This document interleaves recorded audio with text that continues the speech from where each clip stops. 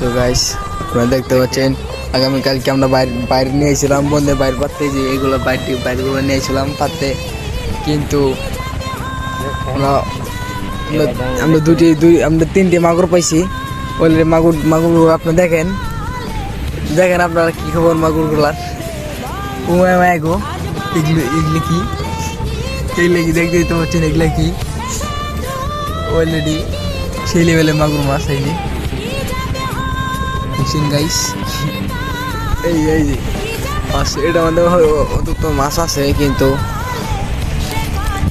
এর ভিতরে মাছ আছে দেখা যাচ্ছে। এই যে এর ভিতরে দেখা যাচ্ছে একটা মাগুর মাছ আছে, দেশি মাগুর।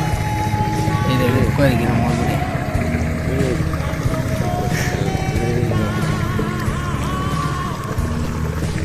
এর মধ্যে কটা মাছ আছে, কিন্তু বেশি বাজে নাই আজকে।